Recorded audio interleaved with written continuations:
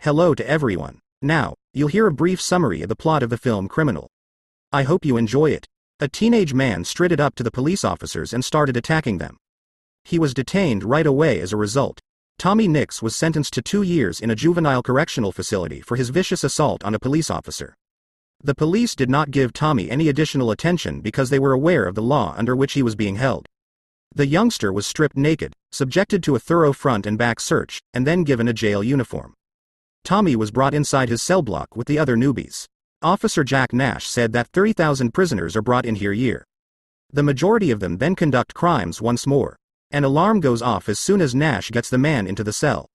Harry inquires about his purpose for being in this confinement. Justice. Tommy gave a mysterious response. We return at some point. On the streets of London, there is rioting. Young individuals are robbing establishments and vandalizing them.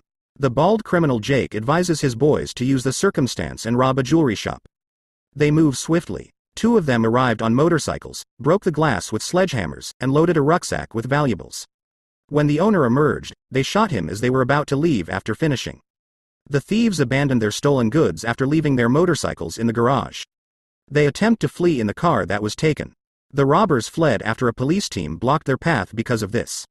However, all exits were blocked. Each of the criminals was eventually apprehended and arrested. Tommy worked as a regular construction worker and laborer. He had missed work to support his pregnant girlfriend and have an ultrasound. But in the end, he arrived late. Ellis is currently being cruel by withholding the gender of their child.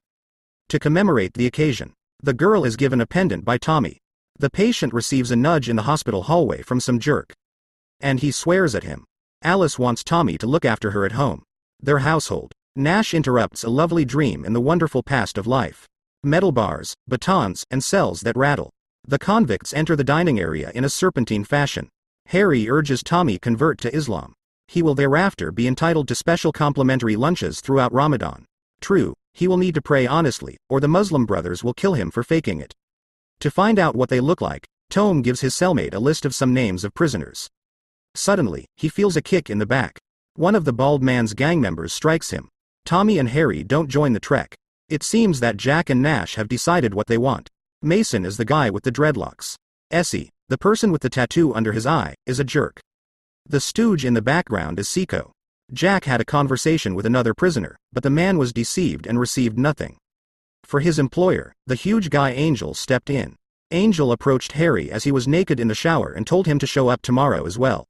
Nash piled into Jake's cell as Tommy was cleaning the hallway. There, where there was a disco, he smoked marijuana with the prisoners and took off. He removed his uniform and began shouting at the top of his lungs, focusing on the prisoner in the pen.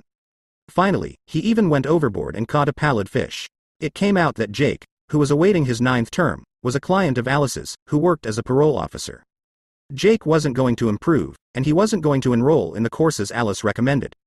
The following offender, Essie, entered as soon as he left to see Alice. He proves to be an equally despicable jerk, and when Alice reprimanded him for being late, he even struck her in the face. He gets caught on tape as Jack mocks him. At the same moment, a news report describes a thief who killed the salon's owner and stole a priceless watch. Jake's hand held the watch in question. The girl's eyes started to tear up, and she hung up. She initially intended to call the police, though. She attempted to phone Tommy instead. Jake makes the judgment that the girl inspector might turn on them, in which case they would receive a life sentence. Regarding her, action must be taken. This conversation doesn't sit well with Mason. An anxious Alice hurried to the automobile in the evening. But as soon as she sat down, the mask-wearing man smashed the window and repeatedly beat her in the face. We are returning to the present. Essie was hanging out in the break room when Tommy entered and began to gaze at him. He is said to be interested in the SHMAL the criminal is selling. In the middle of the corridor, Jake may also be found hoarding. Costing everyone, even Essie, is his 6th guy. He slams Six's head against the concrete and consumes his narcotics at the same time since he cannot forgive such an act. Angel was about to start bothering Tommy at the gym. But then an irate client came up to him with a shiv. But as soon as he started calling to the guards that he was about to be killed, he took a punch to the face. But Nash merely chuckled and instructed him to make amends to Jake. Baldy and his pals began to beat him up. Nash didn't push the alarm button till after that. Jack succeeded in using a shiv to sever the man's cheek. Tommy knelt over his severely battered girlfriend at the hospital. She eventually came to after losing consciousness. The man makes an immediate effort to identify his assailants. Ellis shares all of his knowledge. Jake is soon taken into custody. He is questioned in relation to the robbery of the salon and the girl's beating of the stolen car. Essie and Mason go through the same investigation as well. The child initially appeared to be in good health. Alice then experienced a miscarriage. For the young parents, this turned into a terrible tragedy. Tommy controls his anger when at the gym. Mason became a Muslim. He receives praise for this from the other Muslims. Tommy is greeted by Kamal, who also asks how he is doing. He claims that a moment of rage is followed by 1,000 days of anguish after realizing why he is in prison. Brother Ali and Brother Mason, a newcomer who has just found his way, are introduced to him. The man had a hateful gaze for the criminal and a mocking gaze for Muslims. He seemed to be about to erupt. Tommy enters the cell on his own. He attacked his fiancée by ripping the spine from a book, wrapping it around his arm, and pulling a sock over it. Essie disputes that he was the one who attacked her. He then stormed into the jail and began to fight people. He merely gave her a face slap. The offender claims Jake was the culprit. Tommy merely grabbed a stool and slammed his perp's skull in after ceasing to punch him with his hand. The prisoner was taken to the hospital while unresponsive. Alice, who has been abused, does not want Tommy to touch her. She is informed that she cannot become pregnant again. Tom's co-worker learns that the alleged criminals were booked into a juvenile facility. Ellis can't possibly accept the defeat and ends their relationship with Tommy. He destroys the infant's cradle in a fit of rage before attacking the first police officer he comes across. Henry came to the conclusion that Essie had been injured by Tommy. Jake invites Tommy into his cell and offers him a joint and coffee as his new companion. Thanks to Tommy for what he done to Essie, says Jake. He was pursuing him personally to recover the stolen goods. Tommy struggles to control himself. Despite his heavy breathing, he is able to settle down.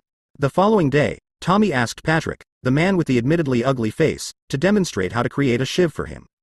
Tommy got to work on creating it as soon as Henry was let out of the cell. All that was required was some patience, a fire tool, and plastic cutlery. Since the prisoner had chosen to join their gang, Nash greeted him. Genghis, a psychotic, kept bugging Tommy. For example, our hero is an anarchist and he will never escape. In addition, he had a third eye in his hand thanks to Kamal's intervention, which prevented him from suffering Genghis' punishment. He says a prayer for Tommy. Mason comes up to him and says that they are all regretting coming here. Mason also counsels the man to avoid Jack, reflect on his actions, and plan for the future. Mason is changed in this place. He is still left with his daughter outside. Tommy was extremely upset by this discovery. Sneakers had been given to a few prisoners. Nash, however, believed he required them more. Bob, don't take them. Return them. Yet I enjoy them. I'm Alan. This is all distasteful, but Nash is his superior and is told to keep quiet by his colleagues. They claim the jailer commutes by bus and rents a room, but he doesn't commit retail robberies like their inmates. The jailer moans about life. He is generally good and has every right to act in this way. He got his hands on Mason and, enraged, leapt at him. Henry was forced into the shower by Angel, who also demanded money. The large guy was already waiting for Tommy with a shiv as he exited the shower. But it wasn't as simple as it seemed. The prisoners then started to fight. Tommy receives an ass kick. Angelo eventually obtained the shiv. He slipped while fighting, though, and when he hit the ground, his skull broke. Henry believes his cellmate did it on his behalf. Tommy explains the situation to him. Jake is irrationally ranting. Tommy must take quick action. He is positive the bald man beat up his girlfriend. Tommy attacks Sika from behind and begins choking him when he is left alone. Siki moaned for a time before falling asleep. The man entered Jack's cell after leaving him in the restroom.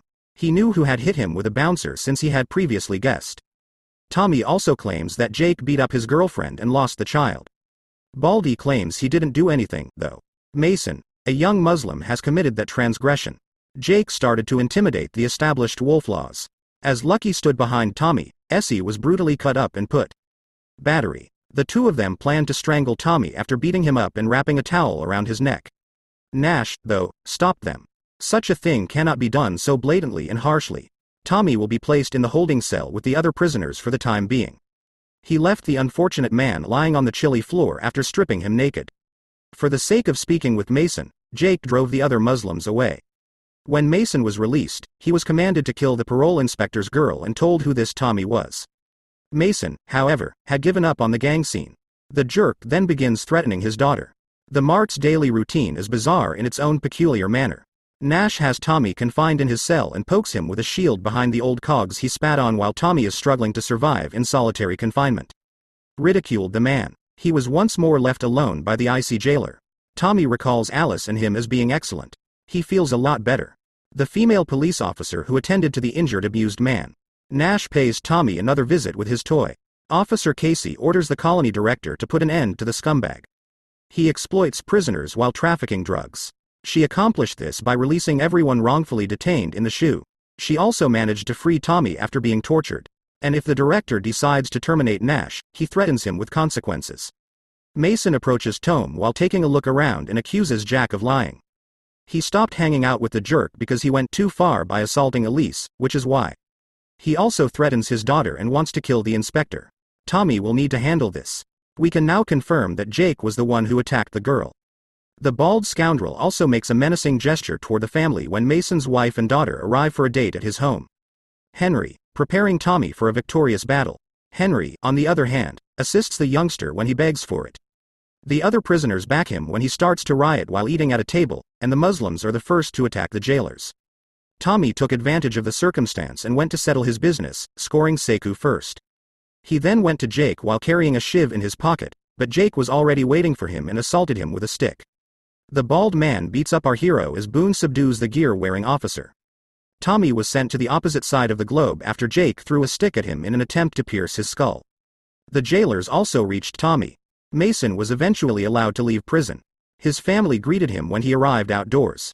And Tommy, who always kept an eye out, rose to prominence in prison.